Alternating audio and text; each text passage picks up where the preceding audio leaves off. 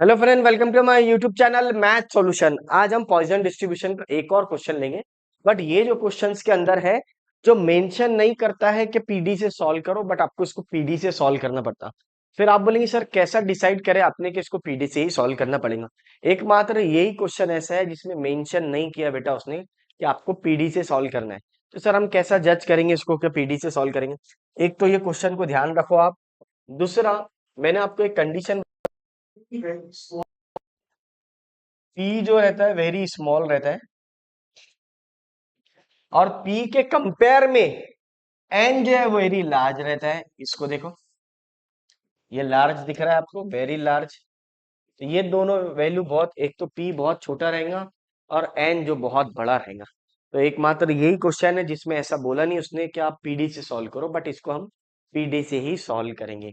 तो ध्यान रखना है बच्चों, आपको तो मैंने बता दिया कि इसको पीडी से सॉल्व करेंगे। आपको अगर ध्यान रखना है तो आप पी और एन की वैल्यू से डिसाइड कर सकते हैं। तो यहाँ पे देखेंगे solution. Now I am going to solve. p is equal to 0.001, ठीक है। n इज इक्वल टू 2000, एक दो, ठीक है ना।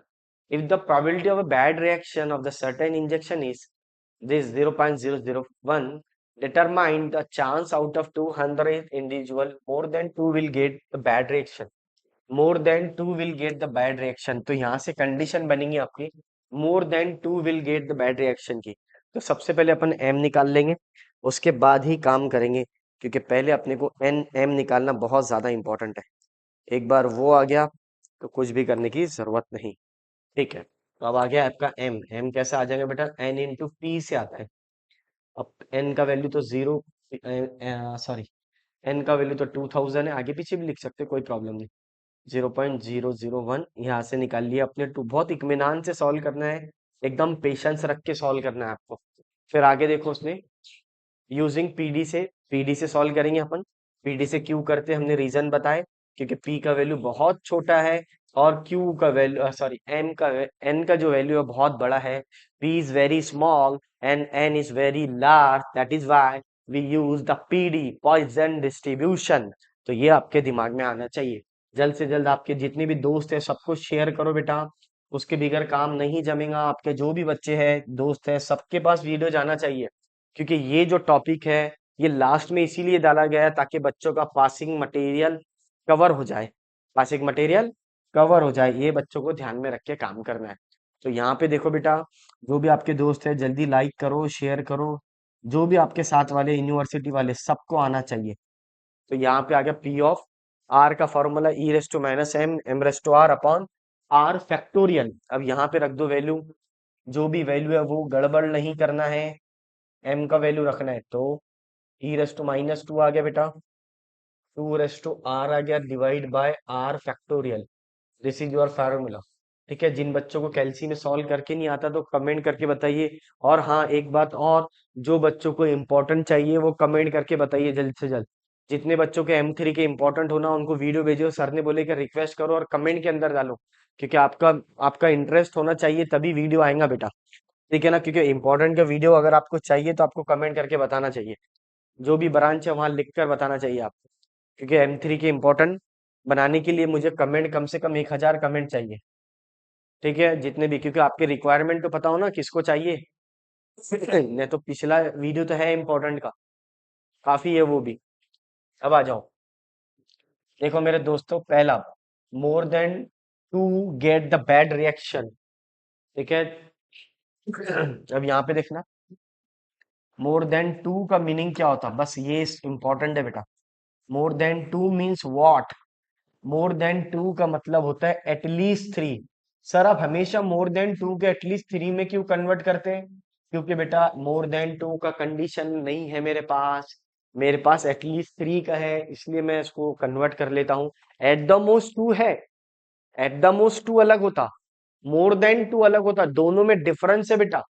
एट द मोस्ट टू का मीनिंग होता है ज्यादा से ज्यादा दो, अब मोर देन टू का मीनिंग होता है दो के बाद जो भी कहानी चल रही है दुनिया में। तो दो के बाद तीन आता है, तो एटलीस्ट थ्री, इसको उल्टा बोलने का मतलब एटलीस्ट थ्री। अब आ जाओ एटलीस्ट थ्री का वैल्यू बताओ। For what condition of at least three? तो we have a condition for at least 3, that is 1 minus P of zero plus P of one plus P of two. बहुत आसानी से solve कर रहा हूँ, देखो। अब आपको वैल्यू रख देना है। आपके लिए बता रहा हूँ बेटा, एकदम बेसिक से। एक बार जीरो रखो इसी के अंदर, कोई रॉकेट साइंस नहीं है। अगर जो आपने जीरो रख के निकाले उसके बाद टू का वैल्यू वन रखना, क्योंकि आर का वैल्यू जीरो है, आर का वैल्यू वन है, सही है। जिन बच्चों को नहीं समझता, आर का वैल्यू जीरो, आर का वैल्यू वन। हाँ बेटा, ये two raise to two divide by two factorial, value निकालना है। मैं बता देता हूँ वन बाय वन कैसा वैल्यू निकलेगा। तो पहला निकलेगा shift L N minus two, ठीक है, इंटू ब्रैकेट, ब्रैकेट बोले तो इंटू में दे दिए तो बहुत बेस्ट हो जाता। Two raise to power zero वाला है ये, ठीक है, डिवाइड बाय जीरो का फैक्टोरियल, ऐसा भी लिख सकते। हाँ, तो पहला आ गया आपका वन माइनस 0.1353, ठीक है। इसको कट करके वन रख दो, जीरो के जगह वन रख दो आप, कुछ भी प्रॉब्लम नहीं। ये आ जाएगा मेरा, वहीं के वहीं सॉल्व होता है, वहीं के वहीं कट करो आप लोग। 2706। मैं तो बहुत जल्दी सॉल्व कर लेता हूँ हमेशा।